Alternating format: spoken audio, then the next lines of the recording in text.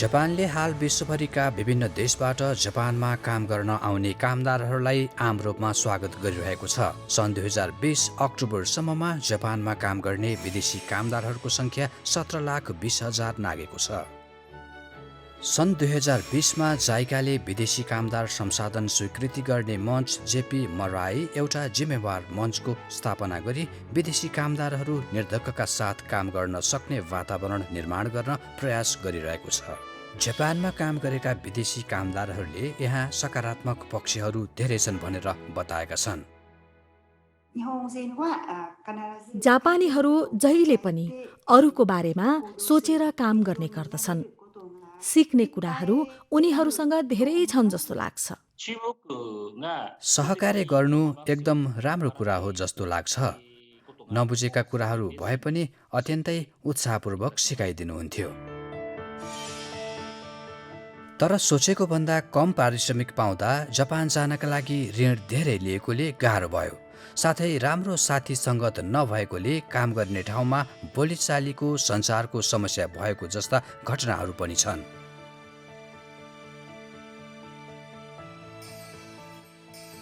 सर्वप्रथम आवश्यक जानकारी सङ्कलन गरी आफूलाई उपयुक्त हुने कामको राम्ररी छनौट गर्न सक्ने गरी यी निम्न 4 कुराहरूलाई हेरौँ।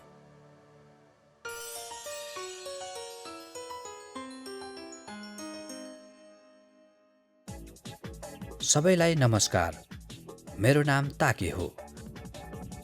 मेरो बुबा आमाले मलाई जापानमा काम गर्न जानु राम्रो हो भन्नुहुन्छ।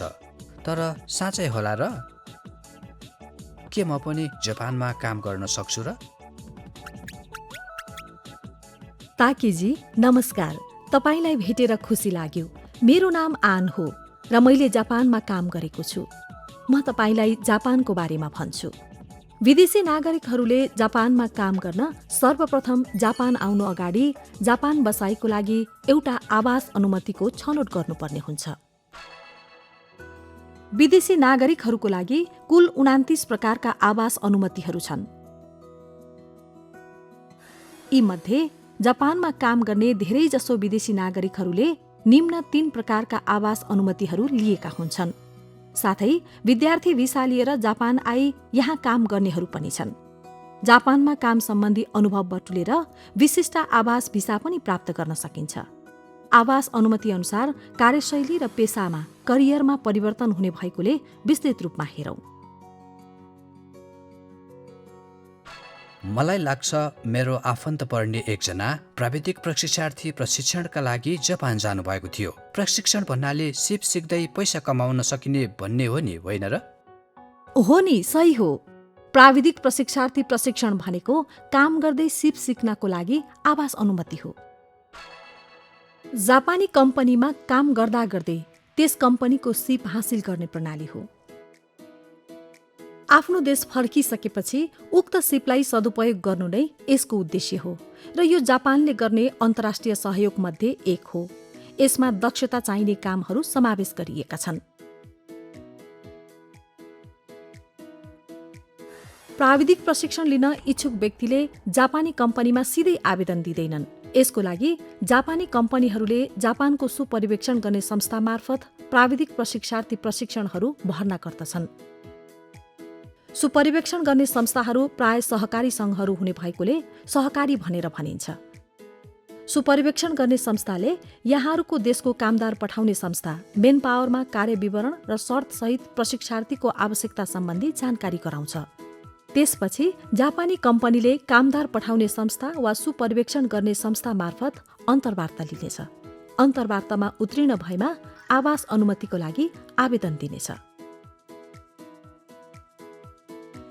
आवेदन स्वीकृत भएपछि प्राविधिक प्रशिक्षार्थी प्रशिक्षण हुनेछ। जापान जानु अगाडि 6 महिनादेखि 1 वर्षसम्मको जापानी भाषा प्रशिक्षण लिनुपर्ने हुन्छ। त्यसपछि जापानमा गएर सुपरिवेक्षण गर्ने संस्थाबाट 1 महिनाको प्रशिक्षण लिइसकेपछि कम्पनीमा काम गर्नुपर्ने हुन्छ। प्रशिक्षणको दौरान बीचैमा कम्पनी परिवर्तन गर्न सकिने छैन। कम्पनीमा कार्यरत हुँदा पनि प्रशिक्षार्थीले सुपरिवेक्षण गर्ने संस्थाको सम्पर्कमा रहनुपर्नेछ। केही समस्या भएमा काम गर्ने ठाउँ अथवा सुपरिवेक्षण गर्ने संस्थासँग पनि परामर्श लिनुपर्ने हुनेछ।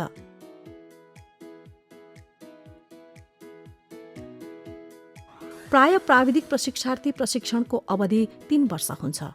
तैपनि करिब 1 वर्षमै सकिने अवस्था पनि हुने भएकोले अन्तर्वार्ता दिनु अगाडि अवधिबारे सुनिश्चित गर्नुहोस्। प्रथम वर्षको प्रशिक्षार्थीलाई प्राविधिक प्रशिक्षार्थी प्रशिक्षण नम्बर 1, दोस्रो र तेस्रो वर्षको प्रशिक्षार्थीलाई प्राविधिक प्रशिक्षार्थी प्रशिक्षण नम्बर 2 भनिन्छ। 3 वर्षको प्रशिक्षणमा प्रथम वर्षको बीचमा परीक्षा हुनेछ र त्यसमा उत्तीर्ण भएमा दोस्रो वर्षमा जान सकिनेछ। 3 वर्षको प्राविधिक प्रशिक्षार्थी परीक्षणपछि यदि अर्को परीक्षामा पनि उत्तीर्ण हुनु भएमा जापानमा पुनः 2 वर्षको लागि प्राविधिक प्रशिक्षार्थी प्रशिक्षण नम्बर 3 को रूपमा प्रशिक्षण लिन सकिने अवस्था पनि छ। यदि प्राविधिक प्रशिक्षार्थी प्रशिक्षण नम्बर 2 सफलतापूर्वक सम्पन्न भएमा विशिष्ट दक्ष कामदारको आवास अनुमति प्राप्त गर्न सकिने हुन्छ। यसको लागि एउटा उपाय भनेको प्रशिक्षणको तेस्रो वर्षमा सिप परीक्षण र प्राविधिक प्रशिक्षार्थी प्रशिक्षण मूल्याङ्कन परीक्षामा उत्तीर्ण गर्नु हो। त्यसबाहेक अन्य विधिहरू पनि छन्। तैपनि परीक्षामा उत्तीर्ण भएमा सिकेका सिपलाई सहज रूपमा प्रस्तुत गर्न सकिनेछ। तसर्थ परीक्षामा उत्तीर्ण हुने गरी सिपहरू सिक्ने गर्नुहोस्। जापानमा काम गर्दै सिपहरू हासिल गर्न सक्नु नै प्राविधिक प्रशिक्षार्थी प्रशिक्षणको राम्रो पक्ष हो है। हो, सही हो। साथै काम गर्ने कम्पनी बाहेक पनि कामदार पठाउने संस्था र सुपरिवेक्षण गर्ने संस्थाबाट सहयोग पाउन सकेमा अझ सुरक्षित महसुस हुनेछ। त्यसो भए अघि भन्नुभएको विशिष्ट दक्ष कामदारको आवास अनुमतिको बारेमा केही भनिदिनुहुन्छ कि? विशिष्ट दक्ष कामदार भनेको सन् 2019 अप्रिलबाट बनाइएको नयाँ आवास अनुमति हो। विशिष्ट दक्ष कामदारमा वृद्धहरूको हेरचाह गर्ने, नर्सिङ केयर सेवा, भवन सरसफाई गर्ने काम जस्ता 14 प्रकारका कामहरू समावेश गरिएका छन्, जसको लागि ती क्षेत्रसँग सम्बन्धित ज्ञान र अनुभवको आवश्यकता पर्दछ। प्राविधिक प्रशिक्षार्थी प्रशिक्षण भन्दा फरक यसमा तुरुन्तै कार्यक्षमताको प्रदर्शन गर्नु आवश्यक पर्दछ। विशिष्ट दक्ष कामदारको रूपमा आवास अनुमति हासिल गर्न निम्न 2 विधिहरूको व्यवस्था गरिएका छन्। पहिलो, प्राविधिक प्रशिक्षार्थी प्रशिक्षण नम्बर 2 पूरा गर्ने। दोस्रो, आफ्नो देश अथवा जापानमा जापानी भाषा र सिप परीक्षा उत्तीर्ण गर्ने।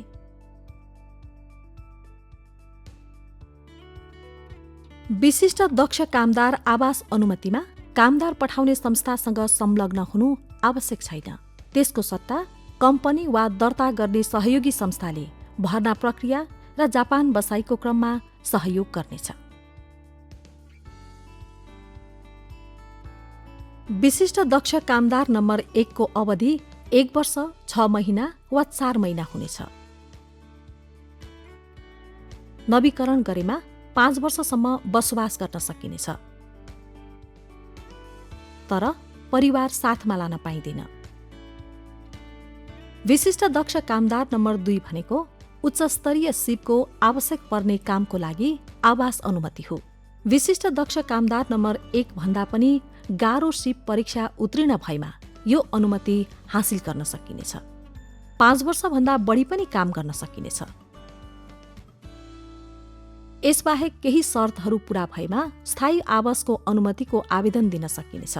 साथै परिवार पनि साथमा लैजान सकिनेछ। प्राविधिक प्रशिक्षार्थी प्रशिक्षणमा काम गर्दै सिप हासिल गर्न सकिन्छ भने विशिष्ट दक्ष कामदारमा तुरुन्तै काम गर्न सक्नु नै यसको विशेषता हो। यदि लामो अवधिसम्म जापानमा बस्न सकिने र परिवार पनि सँगै रहन सक्ने भए विशिष्ट दक्ष कामदार नम्बर 2 लाई नै लक्षित गरी प्रयास गर्न चाहन्छु। राम्रो।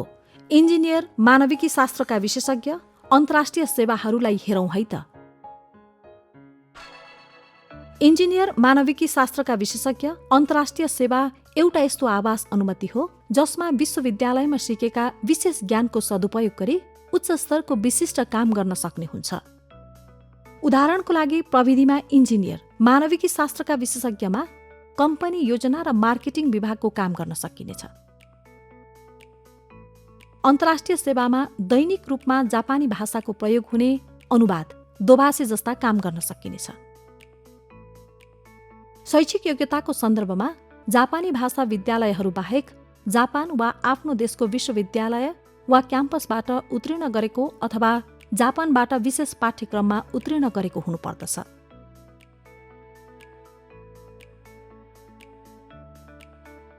साथै शैक्षिक योग्यता नभए पनि 3 देखि 10 वर्षको अनुभव भएमा यो अनुमति प्राप्त गर्न सकिनेछ।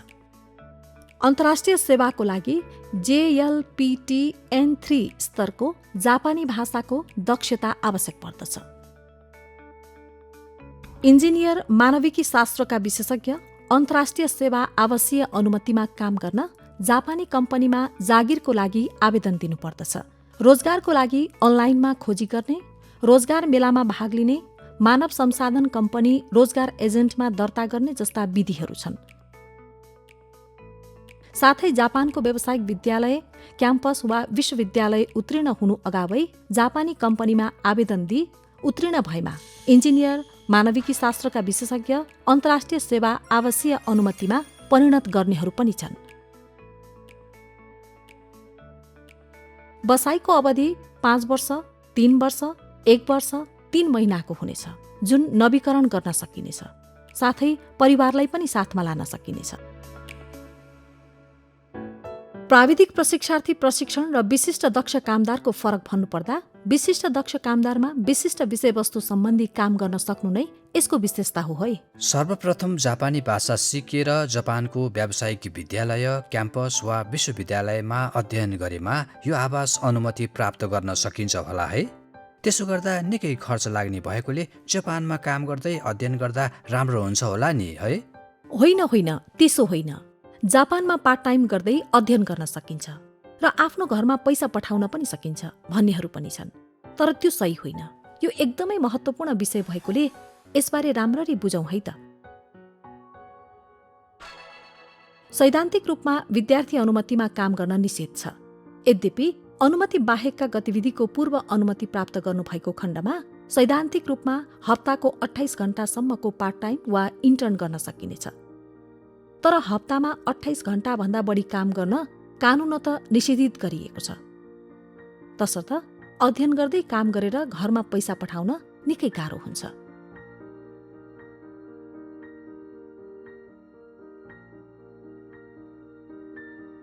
विद्यार्थी अनुमतिको बसाइको अवधि 4 वर्ष 3 महिनाभन्दा नबढ्ने गरी समय अवधि कानून मन्त्रालयले प्रत्येक विदेशी नागरिकको हकमा निर्दिष्ट अवधि तोकिएको छ।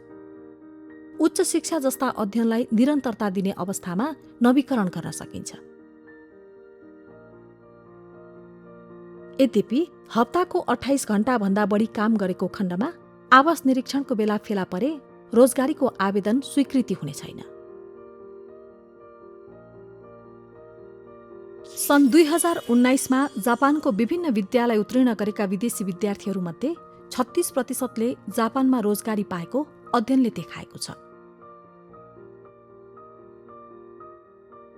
जापानी भाषा विद्यालय उत्तीर्ण गरेका विद्यार्थीमध्ये 7%ले रोजगारी पाएका छन् भने 76%ले व्यावसायिक विद्यालय र विश्वविद्यालयहरूमा उच्च शिक्षा हासिल गरिरहेका छन्। जापानमा अध्ययन गर्ने सोचमा हुनुहुन्छ भने कृपया जापान विद्यार्थी सहयोग संगठनको वेबसाइटको गाइडबुक हेर्नुहोस्। यसमा प्रत्येक देशको भाषामा विस्तृत जानकारी दिइएको छ। उसो भए आवास अनुमति अनुसार गर्न सक्ने काम, आवश्यक शैक्षिक योग्यता र जापानी भाषाको दक्षता पनि फरक हुने रहेछ हो? जापानमा काम गर्ने अवधि र परिवारसँग बस्न पाउने वा नपाइने भन्ने कुरा पनि फरक हुन्छ है। जापानमा के कस्तो प्रकारको काम गर्न चाहनुहुन्छ र कसरी जीवन बिताउन चाहनुहुन्छ भन्ने बारे राम्ररी सोच्नु धेरै महत्त्वपूर्ण छ। साथै आवास अनुमति बारे पनि राम्ररी अध्ययन गरेर आफैले छनौट गर्नु पनि धेरै नै महत्त्वपूर्ण छ।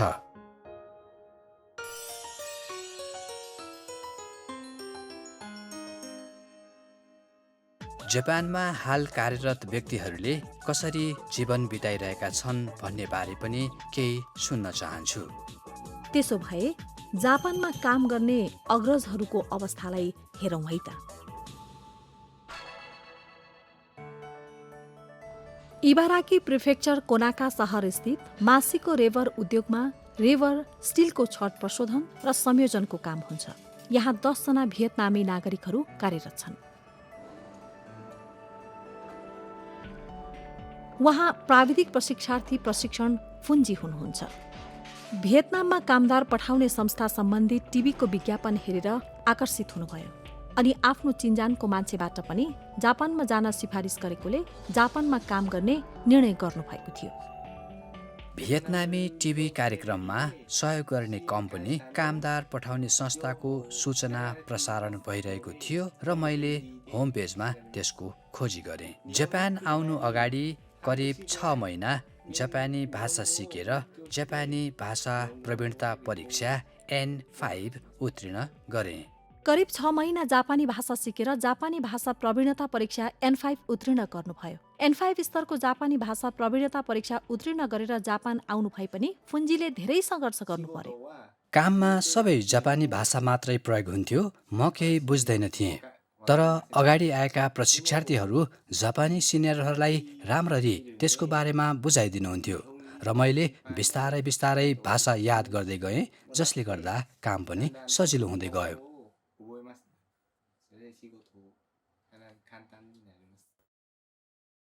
फुन्जीले हरेक दिन काम सकेपछि पनि जापानी भाषा र काममा प्रयोग हुने भाषाको अध्ययनलाई निरन्तरता दिइरहनुभयो। सिनियर सहकर्मीहरूको सहयोगले बिस्तारै कामहरू सिक्दै जानुभयो। मासिहोकुजी फुन्जी जस्ता विदेशी कामदारहरूलाई सहयोग गर्ने कम्पनीका प्रबन्ध निर्देशक हुनुहुन्छ।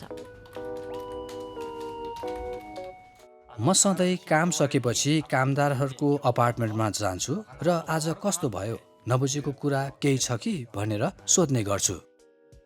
फुन्जी 2 वर्ष अगाडि जापान आउनु भएको थियो। अहिले पूर्ण रूपमा कम्पनीको काममा घुलमिल भई बिदाको दिनमा आफ्ना सिनियरहरूसँग समय बिताउन रमाइलो लाग्छ भनेर भन्नुहुन्छ। जापानी सिनियरहरूसँग पनि घुमफिर गर्न जान्छु। केही दिन अघि मात्र सँगै माछा मार्न गयौँ, तर चिसोका कारण एउटा पनि माछा मार्न सकिन। जोन्जी फुन्जीका अग्रज हुनुहुन्छ।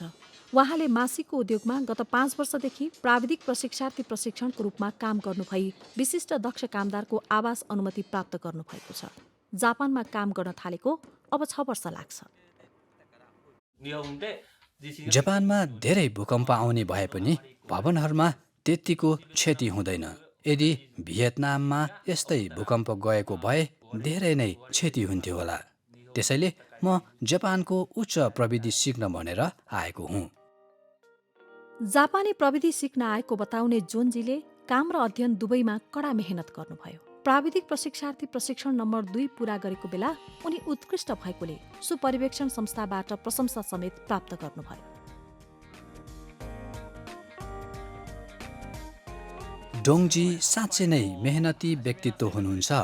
काममा पनि धेरै नै लगनशील हुनुहुन्छ र सक्रियपूर्वक आफै काम गर्ने व्यक्ति हुनुहुन्छ। यसबाहेक जोन्जीले उच्च सिप र ज्ञानको आवश्यक पर्ने द्वितीय तहको रेभर निर्माण प्रविधि हासिल गर्नुभयो र टोली प्रमुख बन्न कम्पनीबाट सञ्चार शिक्षा प्रशिक्षण पनि लिनुभयो। धेरै सिप सिकेर मासीको रेभर उद्योगमा निरन्तरता दिने उहाँको इच्छाले विशिष्ट दक्ष कामदारको आवास अनुमति प्राप्त गर्नुभयो। विशिष्ट दक्ष कामदार बन्न खासै गाह्रो रहेनछ। हरेक दिन मेहनतका साथ काम गरेर राम्रोसँग जापानी भाषा पढे पुग्छ। मलाई खासै समस्या भएन। आवश्यक कागजातहरू सबै कम्पनीका कर्मचारीहरूले तयार गरिदिनु भयो। जोन्जीले विशिष्ट दक्ष कामदारको आवास अनुमति प्राप्त गर्नु भएसँगै पहिलेभन्दा बढी जिम्मेवारी पाउनुका साथै पारिश्रमिक पनि बढेको बताउनुहुन्छ। साथै जापानको भूमि पूर्वाधार यातायात तथा पर्यटन मन्त्रालयबाट विदेशी कामदारलाई प्रदान गरिने उत्कृष्ट विदेशी निर्माण कामदार पुरस्कार पनि प्राप्त गर्नुभयो।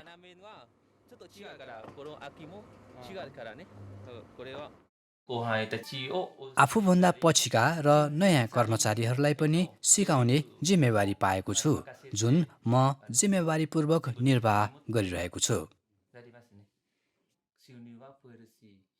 आम्दानी पनि धेरै लामो समयसम्म काम गर्न पाउने अनि भियतनामबाट पछि आउने कामदारहरूलाई पनि सहयोग गर्न पाउने भएकोले म असाध्यै खुसी छु। जोन्जी जुनियर जापानी कामदारहरूका लागि पनि धेरै भरपर्दो व्यक्ति हुनुहुन्छ। 毎日 हरेक दिन विभिन्न कुराहरू सिकाइराख्नुहुन्छ।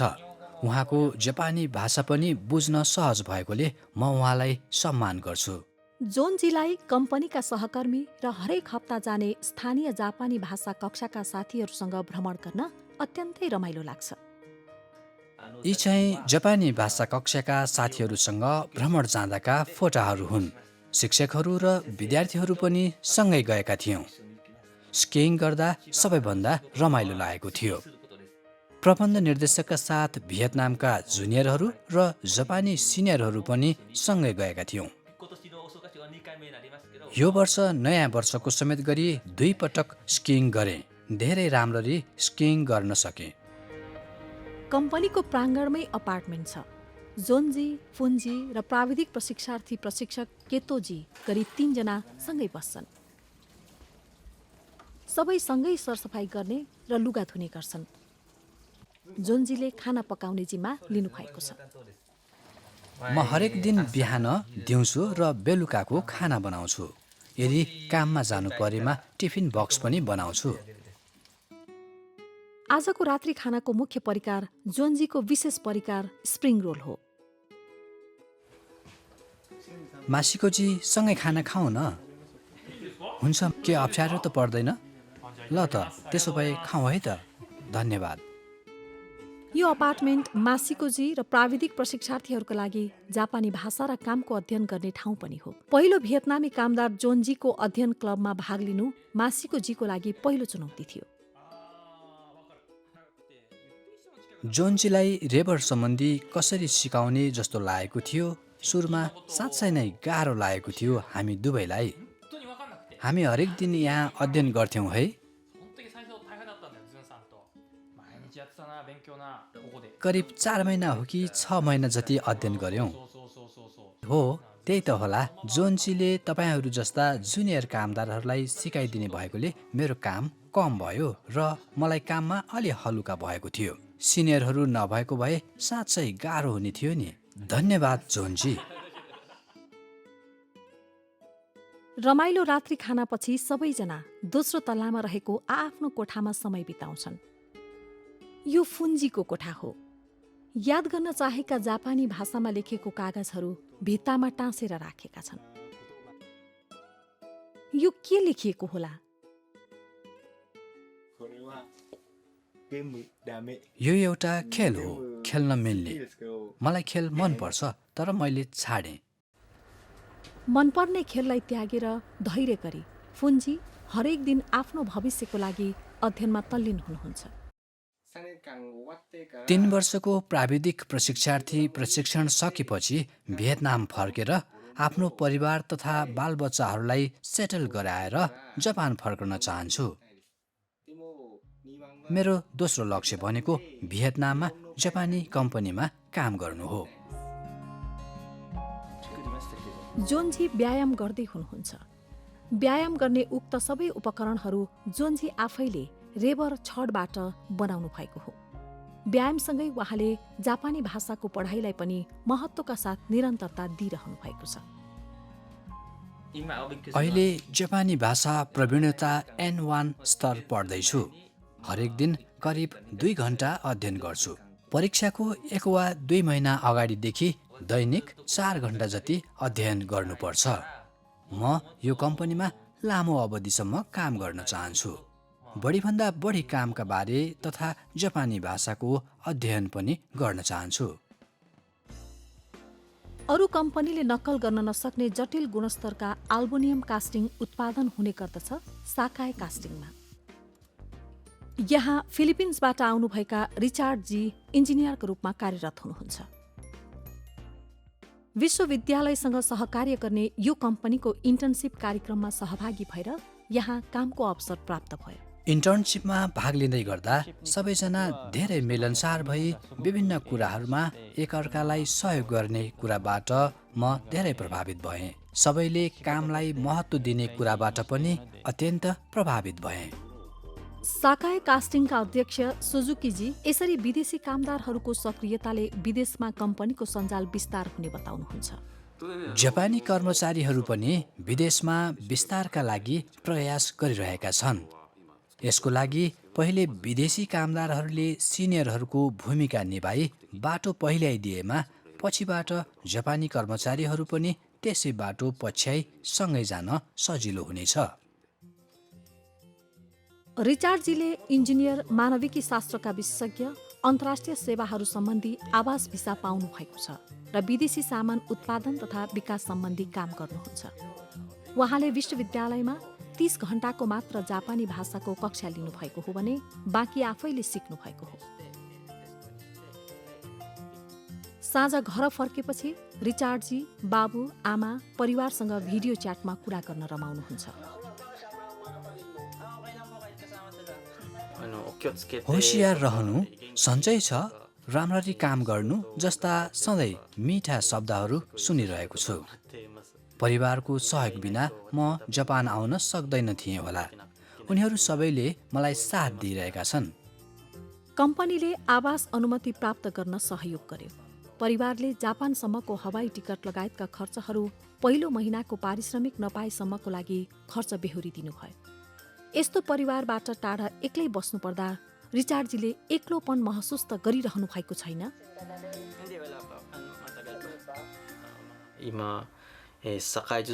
अब हामी साकाए कास्टिङका परिवार हौँ। यहाँ एक्लोपन महसुस हुन दिइएको छैन। लामो समयदेखि जापानमा काम गर्दै आउनुभएका रिचार्डजीसँग कुनै दिन जापानमा आफ्नै व्यापार सुरु गर्ने सपना छ। अर्को पटक फिलिपिन्समा फर्कँदा उहाँको परिवारलाई जापानी गीतहरू सुनाउने चाहना छ। तसर्थ गिटारको अभ्यास गर्दै हुनुहुन्छ। जापानमा काम गरेर विभिन्न कुराहरू सिक्ने अवसर पाउनु सकारात्मक पक्ष हो। यहाँको प्रविधि पनि धेरै नै उत्कृष्ट छ। यदि जापानमा काम गर्न चाहनुहुन्छ भने जापानी संस्कृति सम्बन्धी अध्ययन गर्नु पनि महत्त्वपूर्ण छ जस्तो लाग्छ। व्यावसायिक विद्यालयमा अध्ययनरत टिकामायाजी 7-11 कन्भिनियन्स स्टोरमा पार्ट टाइम गर्दै हुनुहुन्छ। टिकामायाजीले नेपालस्थित जापानी भाषा विद्यालयमा 6 महिना जापानी भाषा सिकेर जापान आउनुभएको हो। जापानमा धेरै राम्रा विद्यालयहरू छन्, तर जापानी भाषा राम्रो दखल भएन भने विद्यालय पनि जान सकिँदैन। टिकामायाजीले जापान आइसकेपछि पनि 2 वर्ष जापानी भाषा विद्यालयमा अध्ययन गरी यन्त्री स्तरको जापानी भाषा सिकेर व्यावसायिक विद्यालयमा भर्ना हुनुभएको थियो। व्यावसायिक विद्यालयमा विश्वस्तरीय सञ्चार र व्यापारका विषयमा अध्ययन गर्दै हुनुहुन्छ। टिकामायाजी हप्तामा बढीमा 25 घण्टासम्म पार्ट टाइम काम गर्नुहुन्छ।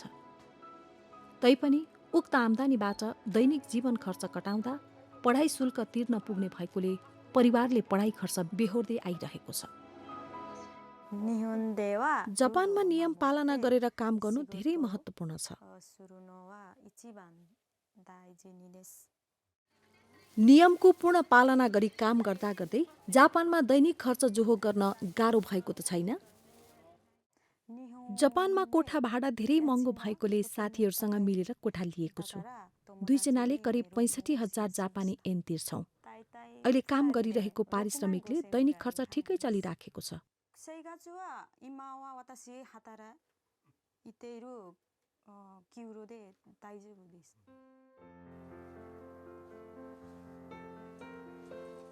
तर पार्ट टाइम गरी पढाइ गर्नु त्यति सजिलो भने छैन जस्तो देखिन्छ। 4:10सम्ममा विद्यालय सकिन्छ। त्यसपछि सिधै बेलुकी 10 बजेसम्म पार्ट टाइम काम गरेर 11 बजे कोठामा पुग्छु। घर फर्केपछि पढ्ने समय पटक्कै हुँदैन। तैपनि शनिबार र आइतबार भने पढ्ने गर्छु। म अझै मेहनत गर्नेछु। टिकामायाजीसँग मेहनतका साथ अध्ययन र काम गर्नुका पछाडि एउटा उद्देश्य छ। त्यो उद्देश्य भनेको जापानमा आफ्नै पसल खोल्नु हो। पार्ट टाइम कामको लागि कन्भिनियन्स स्टोर रोज्नु पनि यही कारणले हो। ग्राहकहरू आउँदा अभिवादन गर्नु धेरै रमाइलो लाग्छ। सहकर्मीहरूसँग मिलेर गरेकोले काम गर्न सक्षम भएको छु जस्तो लाग्छ। हाल पार्ट टाइम कामबाट सिकेको सिप भविष्यमा ग्राहक सेवामा काम लाग्नेछ। に学んだことは将来に仕事でせっかくにつながると思います。 टिकामायाजीले आफ्नो भविष्यको बारेमा सोचेर काम गर्दै आउनु भएको छ। यसपछि पनि आफ्नो लक्ष्यतर्फ अगाडि बढ्नुहुनेछ। 卒業 पढाइ पूरा भएपछि सम्भव भएमा सहज र सुलभ कन्भिनियन्स स्टोर वा व्यापार कम्पनीमा काम गरेर अनुभव बटुल्न चाहन्छु। त्यसपछि आफ्नो देश फर्केर आफ्नै पसल खोल्न चाहन्छु। सबैजना काममा मात्र नभई जापानी भाषा अध्ययनमा पनि त्यत्तिकै मेहनत गरिरहेका छन्। बिस्तारै जापानको काम र जीवनशैलीमा घुलमिल हुँदै जान्छ अनि आफूले गर्न चाहेको काम पनि गर्न सक्ने हुनेछ। सिनियरहरूको अनुकरण गरेर म पनि सक्दो मेहनत गर्नेछु।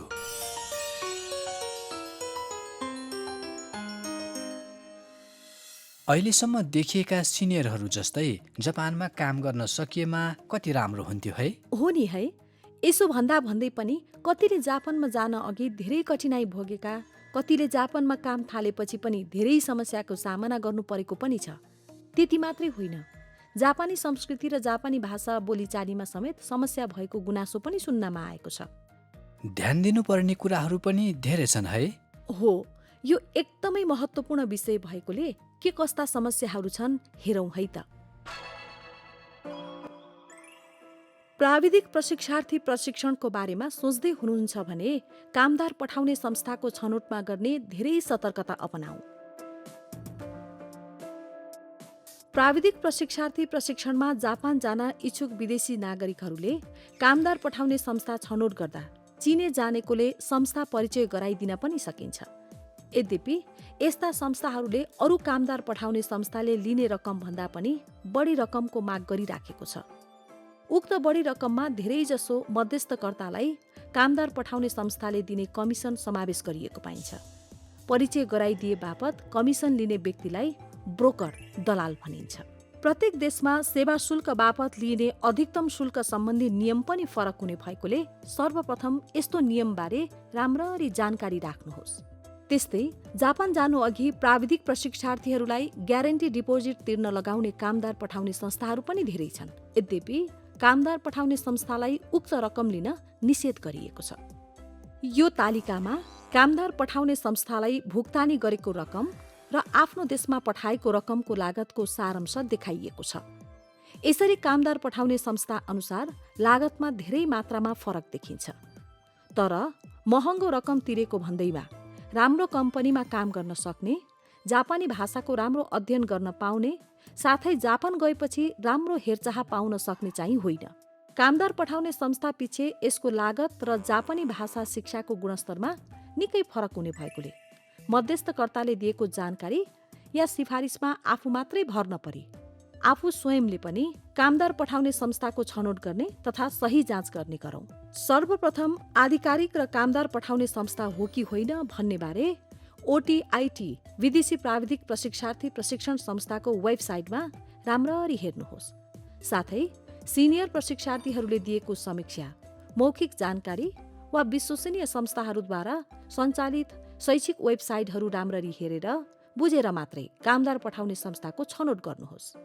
जापानमा काम थालिसकेपछि समस्यामा परेका व्यक्तिहरू पनि हुनुहुन्छ।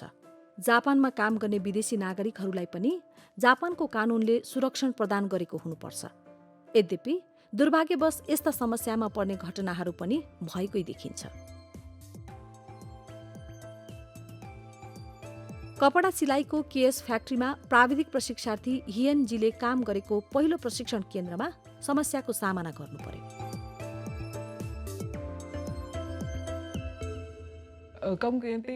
जापानमा आउन अघि महिला तथा बालबालिकाहरूले लगाउने सर्ट जस्ता लुगाहरू सिलाउने काम भनेर सुनेको थिएँ। वास्तवमा यहाँ आएपछि थाहा पाएँ कि यहाँ त बुनाइको पो काम रहेछ। कहिल्यै बुनाइको काम नगरेकोले सुरुदेखि सिक्नु पर्यो। काम साँझ 5 बजे सकिन्छ, तर हाकिमले काम अझै सिकोस् भनेर 7 बजेसम्म काममा लगाउनुहुन्थ्यो।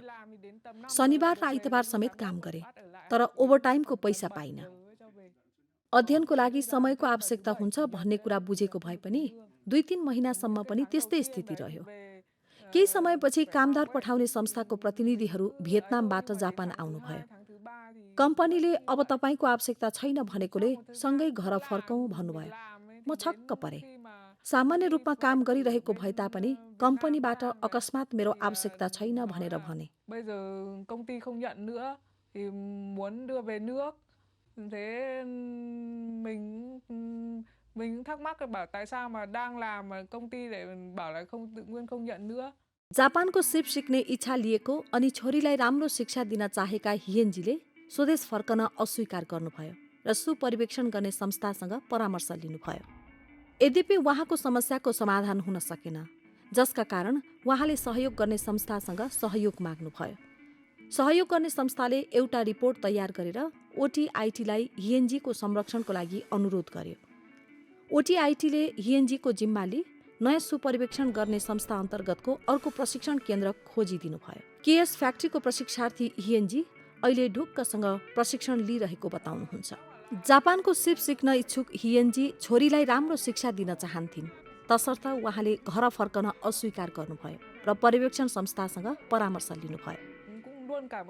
ओटीआईटीको सहयोगले यस कम्पनीमा काम गर्न पाउँदा आभारी छु। अहिलेको कम्पनीका अध्यक्षदेखि लिएर सुपरिवेक्षक सबैजना धेरै नै दयालु हुनुहुन्छ। काम पनि अनुभव भएको र बानी पारेको काम भएकोले अहिले आरामका साथ काम गर्न सकेको छु।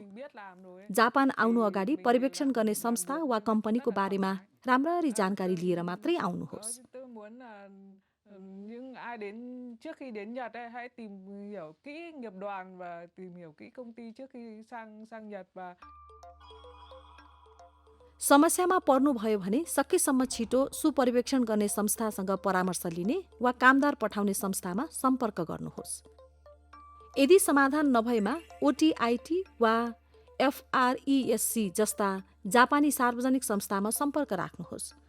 एक ठाउँबाट तत्काल समस्या समाधान नभएमा विचलित नभइकन अन्य ठाउँमा सम्पर्क गर्नुका साथै परामर्श लिई समाधान खोज्नेतिर लाग्नुपर्छ।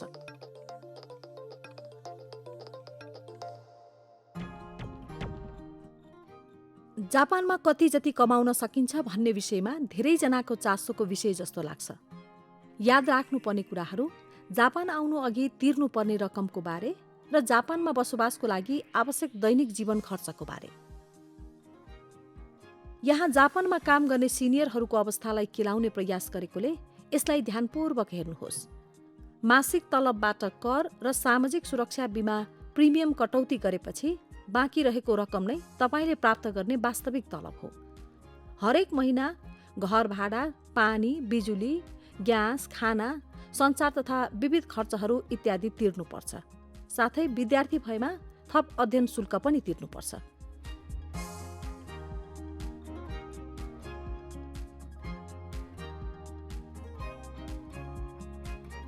सहरी क्षेत्र र ग्रामीण क्षेत्रको तुलना गर्दा सहर क्षेत्रमा तलब राम्रो देखिन्छ, तर ग्रामीण क्षेत्रमा दैनिक खर्च सस्तो र स्वच्छ वातावरण जस्ता राम्रा पक्षहरू पनि धेरै छन्। जापानमा अंग्रेजी भाषा त्यति नबोल्ने भएकोले जापानी भाषा राम्रोसँग पढ्नु आवश्यक छ। हरेक हप्ता स्थानीय जापानी भाषा विद्यालयमा जाने, पाठ्यपुस्तकहरू या एपहरूको प्रयोग गरी घरमै बसेर पनि अध्ययन गर्न सकिन्छ। यसरी उनले सिनियरहरूबाट अध्ययन गर्ने तरिका सिके। म सधैँ यसरी अध्ययन गर्छु। कान्जी अक्षर पढ्दा खान्जी गेम एपको प्रयोग गरी पढेका कुराहरू याद गर्ने प्रयास गरिरहेछु। विद्यालयमा सिकेको जापानी भाषा जापानीहरूले बोलीचालीमा प्रयोग नगर्ने भाषा थियो, तर मैले जापानीहरूसँग कुराकानी गर्दै व्यावहारिक जापानी भाषा सिकेँ। 日本人とコミュニケーションをしたので、本当に自然な日本語を覚えました。 जापानमा समयको पालना गर्ने, अभिवादन गर्ने जस्ता कुराहरूमा निकै नै जोड दिइन्छ। त्यसैले काम गर्ने शैली र सामाजिक रहन सहनलाई पनि राम्ररी बुझ्नु आवश्यक छ। कामदार पठाउने संस्था एवं जापानमा आइपर्ने समस्याको सामना कसरी गर्ने भन्ने बारे बुझ्नु निकै महत्त्वपूर्ण छ है। पैसाको व्यवस्थापन गर्नुका साथै जापानी भाषा र संस्कृतिबारे अध्ययन गरी राम्रो अनुभव हासिल गर्नुहोस् है।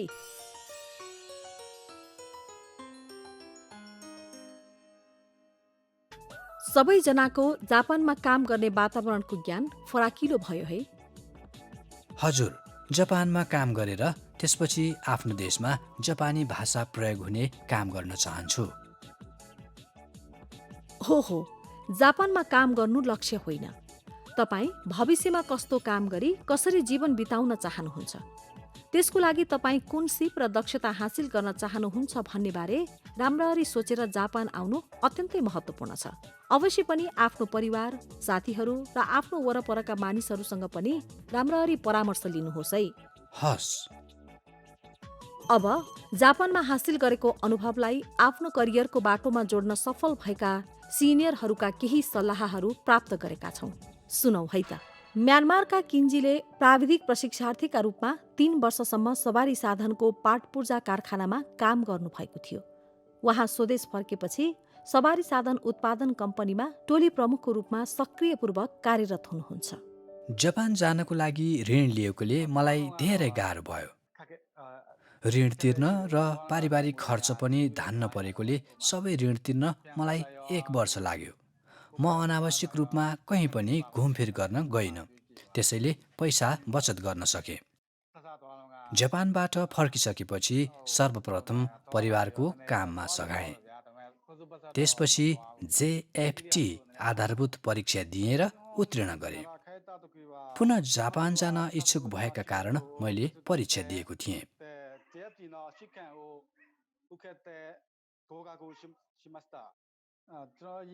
म्यानमारको टोयोटा कम्पनीमा जागिर पाएँ। अहिले टोलीको प्रमुखको रूपमा कार्यरत छु। भियतनामको च्योरेई अस्पतालमा नर्सको रूपमा कार्यरत हिएनजी अस्पतालको सिफारिसमा जापानको विश्वविद्यालयमा स्नातक र स्नातकोत्तरको अध्ययन गर्न जापान आउनुभएको थियो। अध्ययन पूरा गर्नुभएका हिएनजी पुनः च्योरेई अस्पतालमा फर्केर भियतनामको पहिलो चिकित्सा प्रशिक्षण केन्द्रमा नर्स प्रमुखको रूपमा कार्यरत हुनुभयो। साथै अस्पतालमा जापानी भाषा कक्षा लगायतका सांस्कृतिक आदान प्रदान गतिविधिहरू पनि सञ्चालन गर्दै आउनुभएको छ। जापानमा नर्सिङ ज्ञान हासिल गर्न सकेको र जापानी भाषा सिक्न सकेको, यी दुईवटा मेरा लागि ठूला सम्पत्ति हुन्। जापानमा अध्ययन गरेका कारणले नै मैले च्योरेई अस्पतालमा फर्केर नर्सिङ पेसाको गतिविधिको दायरा विस्तार गर्न सकेँ। उदाहरणको लागि नर्सिङ विभागमा जापानी विद्यार्थीहरूको जिम्मेवारी पाएँ। जापानी पाहुनाहरू पाल्नु हुँदा दोभाषीको रूपमा पनि काम गरिरहेको छु। मैले च्योरेई अस्पतालमा जापानी भाषा कक्षा सञ्चालन गरेँ। साथै ओरिगामी, केन्डो क्यालिग्राफी जस्ता कक्षाहरू पनि एकपटक सञ्चालन गरेँ। म सधैँ जापान र भियतनाम बीच पुलको रूपमा काम गर्न चाहन्थे। सांस्कृतिक आदान प्रदान गतिविधिलाई अझ प्रगाढ बनाई दुई देश बीचको सम्बन्धलाई अझ प्रगाढ पार्न हृदयदेखि प्रयास गरिरहेको छु।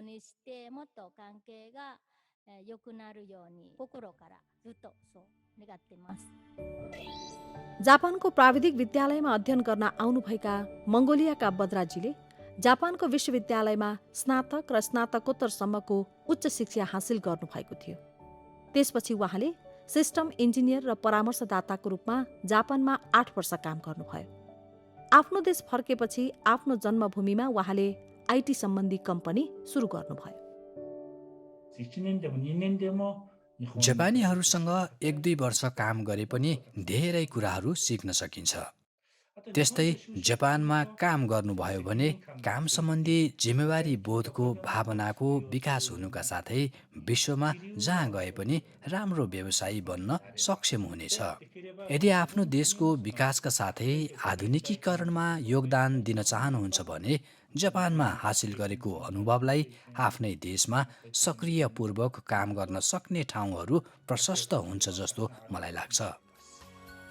सल्लाहको लागि धन्यवाद। म जापान जाने कुराले लिएर एकदमै उत्साहित छु। आफूले चाहेको काम गर्न र सफलता प्राप्त गर्नको लागि सुरुमै विस्तृत अनुसन्धान गरी तयारी हुनुपर्छ। साथै जापानबाट हासिल गरेको अनुभवको सदुपयोग कसरी गर्न सकिन्छ भनेर अहिलेदेखि नै सोच्नु धेरै नै महत्त्वपूर्ण छ है। हो, जापानमा काम गर्नु अघि आज सुनेका कुराहरूलाई अझ राम्ररी अध्ययन गर्नेछु। युट्युबको सारांश स्तम्भमा उल्लेखित सान्दर्भिक लिङ्क हेर्नुहोस् है। हस्, यो सबैको लागि धेरै धेरै धन्यवाद।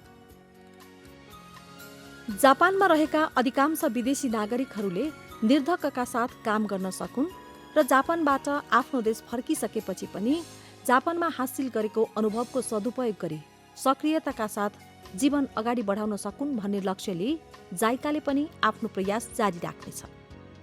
सबैजना अब अर्को पटक जापानमा भेटौँला है।